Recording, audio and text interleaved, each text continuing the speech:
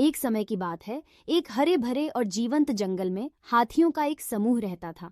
ये शानदार जीव अपने आकार, ताकत और बुद्धि के लिए दूर दूर तक जाने जाते थे।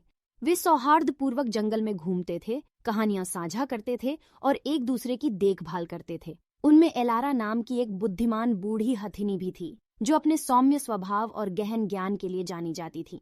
एक धूप वाली सुबह जब हाथी पानी के गड्ढे पर एकत्र हुए तो उन्होंने एक छोटे चूहे को इधर उधर भागते हुए देखा।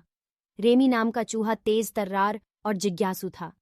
विशाल हाथियों के विपरीत रेमी छोटा था और अक्सर नजरअंदाज कर दिया जाता था। हालांकि उनमें ज्ञान की अदम्य प्यास और साहस से भरा दिल था।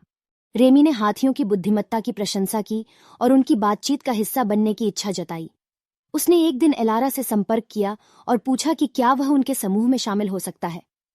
एलारा ने अपने दयालु हृदय से रेमी का स्वागत किया और उसे अपने विचार साझा करने के लिए प्रोत्साहित किया।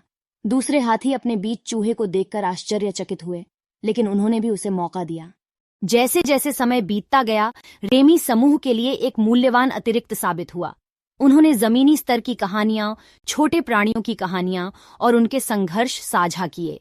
उन्होंने जंगल के अंतर संबंध के बारे में बात की कि कैसे प्रत्येक प्राणी ने अपना संतुलन बनाए रखने में भूमिका निभाई।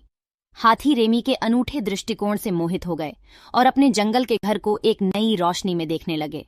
एक दिन जंगल पर संकट आ गया। बिजली गिरने से लगी आग तेजी से फैलती गई और जंगल को अपनी चपेट में ले लिया। जानवर दहशत में थे, उन्हें समझ नहीं आ रहा था कि आग की तेज लपटों से कैसे बचा जाए। हाथी अपने आकार के बावजूद जंगल के घने हिस्से में फंसे हुए थे और आग तेजी से करीब आ रही थी।